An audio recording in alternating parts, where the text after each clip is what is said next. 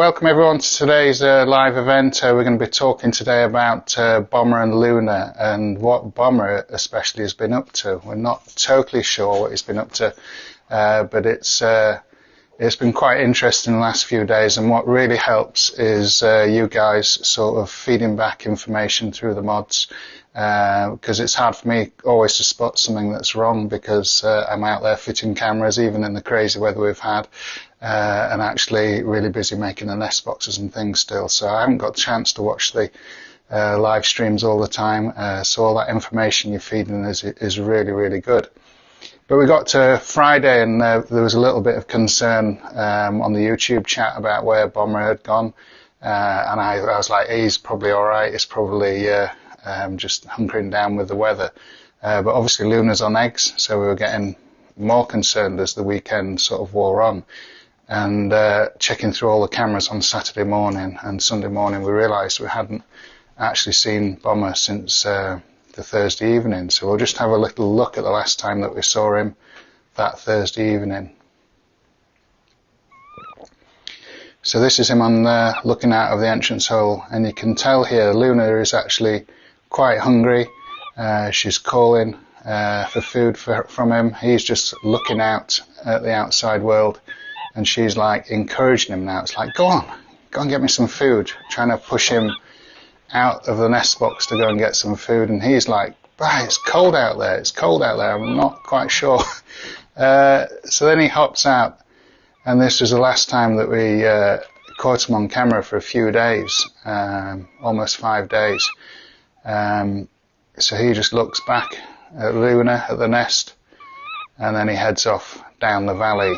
And that was the last sort of confirmed sighting we had of him for several days, which then got us quite concerned because the weather was, pretty terrible. I mean, he's a tough old owl, but we had some quite extreme conditions up here. It was the wind and the cold that was getting very serious. We can show you some clips of how sort of windy it was up here. Here's a buzzard, and this is a big bird that can handle the weather, and you can see here that wind blowing the snow, drifting snow, and this wind just didn't stop for days here, just blowing the snow that was already down into big drifts, but you can see the way the snow's formed on the log there. It was just quite incredible conditions. And I was outside trying to fit cameras in this, and I didn't last too long each time, only like a couple of hours each time before I had to retreat inside. But this, with this wildlife, it doesn't have anywhere apart from the nest boxes to retreat inside to, and Bomber was out in all this weather, and quite often he would be sat in the nest with Luna during the incubation period, but it's not. The further incubation period goes on, the less he might sit in there. So we were overly concerned, but then when we realised we hadn't seen him on camera for several days, we were getting a little bit worried, and Luna was getting actually more and more hungry as the days wore on.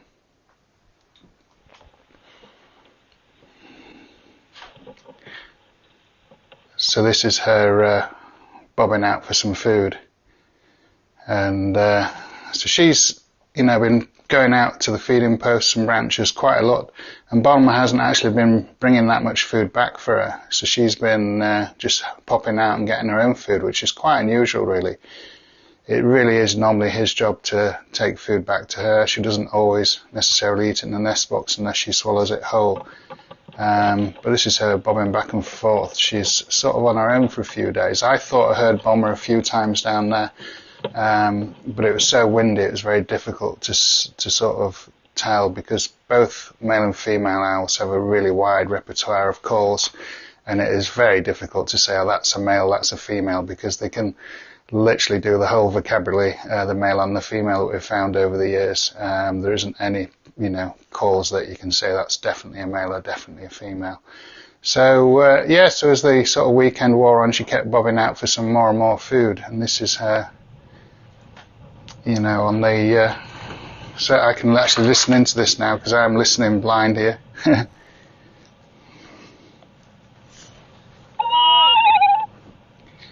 Yes, this is quite wonderful listening to these wonderful calls, but this is Luna getting more and more hungry really. She just needs someone in this weather. It's, you know, it was below freezing for well over a week. She just needs Bomber to be bringing her the food in there so she can stay on those eggs as much as possible in this really cold weather. Yeah.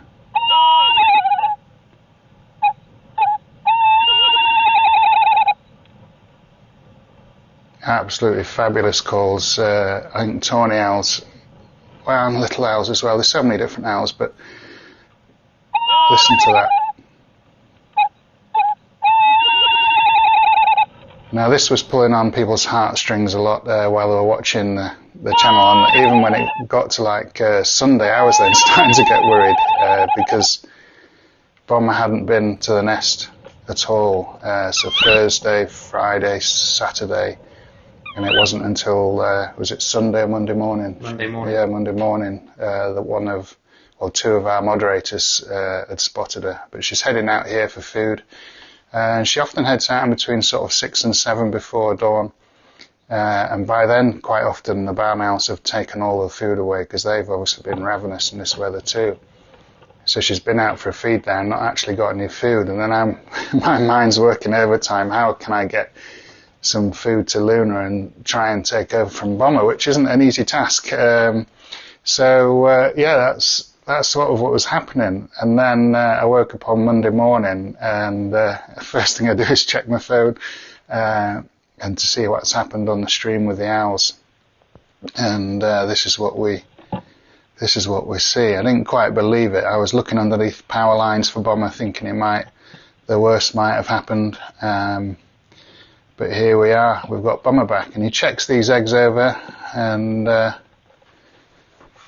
he sees these eggs are absolutely fine, and I don't know whether you can tell, but he sort of looks like, oh God, I might be in trouble now. And then and Luna pops back in. So this is a little bit affectionate. Send him on the way, go and get some more food, and she settles back down on the eggs to brood them. Yeah, so I mean that was one of the biggest reliefs, and I think it was just to add a little bit of drama onto the channel that Bomber was trying to create a little bit of a storyline for everyone. But we're really relieved to see him back, all of us here and everyone sort of watching and following this storyline. Because after quite a few days of not seeing him, I was starting to get worried. I really hold my nerve well because over the years we've seen many trials and tribulations here, but when it was getting to that stage, I was like, it got to Sunday and I was really getting worried about Bomber and how these chicks that are due to hatch next week, towards the end of next week, how this was going to sort of play out and how I could administer food without all those many hungry barn owls swiping it at the moment. So yeah, so we're going to take some questions, or is there one final clip? One final clip. This is Bomber kind of apologising. Oh yeah, we've got the he's coming in with a peace offering here, I think. So he bobs in with a wood mouse to feed Luna here. It looked a little bit like a vole, but we can see that that's a wood mouse with the long nose. The mouse has actually lost the tip of its tail, which makes it a little bit more confusing. They shed the end of the tails really easy when they're caught, or if they've been caught previously, you can sometimes see wood mouse with tiny, short tails like a vole. But yeah, that's Bomber's story over the last sort of week. And Luna's, they're going to hatch in just over a week, we think. Fingers crossed. They've had some serious weather to battle with out there. Up here we've probably been hovering around -10 a few nights in the village. They got down nearly to -14 with an official sort of weather station down there. So these are real temperatures. Some people ban temperatures around, but there is a weather station in the village. So these are actually real temperatures that we're having here. And it's been tricky watching them sometimes with this weather.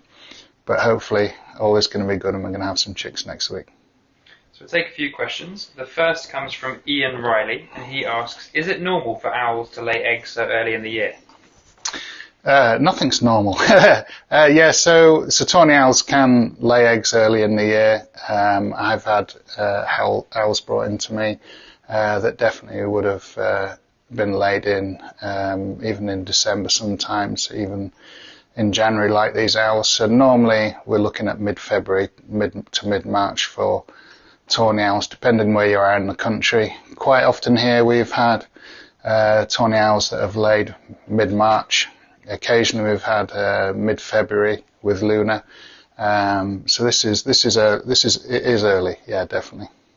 Elizabeth Bensdorf asks, if Bomber had a second mate and another nest, and both mates had eggs, would he look after and raise both broods? Yeah, that's a tricky one. Yeah, they tend to favour one female over the other, and there is potential for them to raise both broods if there's a plentiful food supply, which I seem to be providing them a little bit at the moment. So yeah, they can favour. I'm sure Bomber one year had another female further down the valley, and I suspect that female might have been actually Luna, and I was beginning to worry that he was then courting another female, because quite often what they do, they don't court at the same time. These females, they'll actually get one female, especially with kestrels as well, they've done it many times here. They'll actually get one kestrel settled on eggs with a full clutch of eggs, and then they'll start properly courting another female, and then she would lay a few weeks later, 2 weeks later maybe. So this has happened with kestrels here, and I'm fairly certain it's happened with Bomber in the past here. So that's one of the things I was a little bit concerned about, that he was with another mate further down the valley. So yeah, so anything, I don't know if anyone knows about tawny owls, male tawny owls with a second female, but fairly certain, well, I'm almost definitely certain it's happened here before, because I think it was Luna, because she lays early in the year, and Bomber would come and steal food from the nest with the female in, and then take it down the valley. And I saw him flying down the valley with food one year, which I suspect it was Luna, because she lays early, and he was then taking food away from one nest site to the other. Colin C asks, how old is Bomber and how old is Luna? Also, how long have they been together? Yeah, that's a complicated one. So Bomber has definitely been with us since 2011. So that's 10 years. Yeah, so don't need to do big maths for that. Even I can do that one. So yes, he's at least 10 years old. And Luna, she's actually been with us 3 years. We were looking back at some of our videos, and we had one female that fell ill. That was 3 years ago, wasn't it? Yeah. 3 years ago, a female fell ill, and I thought she was either egg-bound or got Frown's disease. And all of a sudden there was a female back in the nest box, and we thought that was her recovered. But having studied it really closely, we know now it's Luna that actually suddenly replaced this other owl it was probably March time, February, March, and then went on to lay a clutch of eggs in beech stump. So yeah, so she's been with us 3 years. This is her third breeding season, so she's at least 4. Yeah. Sid Addison asks, do you ever get jays at your location? No. Very simple answer, no. So jays like different types of trees that we have here. So I love jays.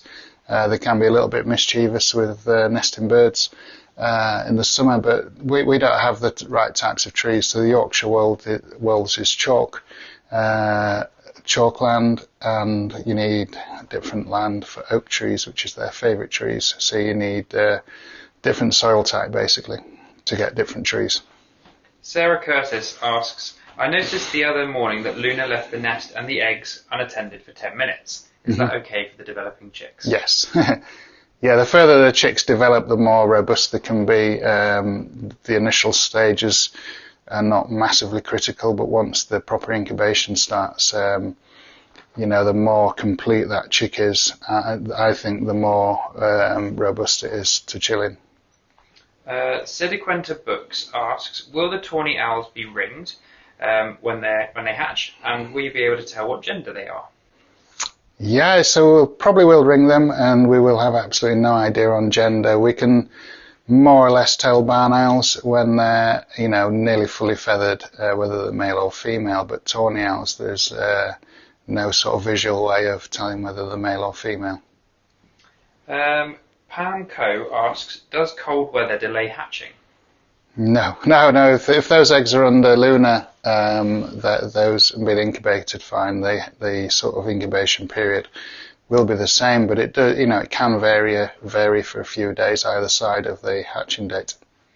Kilbert Pride asks, is there any news about Bandita? No. I'm looking outside hoping I'm going to see her, but no. So Bandita, she hasn't been seen now for quite a while, isn't it? About a month. Yeah, about a month. She has disappeared before for about 3 weeks at this sort of time of year. And then we just literally, we're all like sad in the office, and then suddenly she appears back again. And she has done that before at this time of year, maybe twice, but usually about 3 weeks. So, she was 5, so, the average stoat, not many stoats make it to that age in the wild. They live to about 7. In the wild, so in captivity, everything looked after them, everything thrown at them, but in the wild, not many stoats make it to 2 years old. So if she has gone, she has gone. But we're kind of really hoping she comes back, because she's one of our little stars here. So Pauline Nielsen, who's one of our Facebook supporters, asks if the chicks that you put out for the owls freeze, do the owls still take them, and could they be harmful if they're frozen?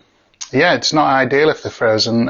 So that we have had a big problem with that over the last over the last weeks. It literally hasn't got above freezing, as you've seen by the camera. So I just try and replace them regularly. Like eagles, buzzards, they eat frozen stuff all the time, but it's not ideal to be giving them anything that's frozen at all. Everything that I feed to them out there, I always thaw out, properly, and make sure it's not frozen when I put it out. But when you put it out, there's no way of stopping it. In the past, I've used actually heat mats just to take the chill off stuff. I've actually put bricks on top of, when we've had really, really cold weather that's been prolonged, I've put bricks on top of the log burner and then put them out on the bricks covered in foil. I've done all sorts to stop the food freezing when we have had, once it gets periods where you're dropping below -10, it can get pretty serious for the wildlife here. Vonda Purvis, who sent us stars on Facebook, so thank you, Vonda. Has there been a case when the male would raise the egg if the female doesn't come back? No, they're hopeless. Yeah, so anyone that watched the barn owls last year, they're just blokes. They don't know what to do. So male owls don't, as far as I know, ever take on tiny chicks or eggs. They will, if something happens to the female and the chicks are of a decent size where they can start swallowing their own food, they will administer food because that's their job and bring them food. But I've never seen males titbit feeding small chicks ever, with kestrels, peregrines, literally. Yeah, all the birds of prey. It needs that care from the female. Right, that's all. So join us on Thursday for another live, and keep watching the channel.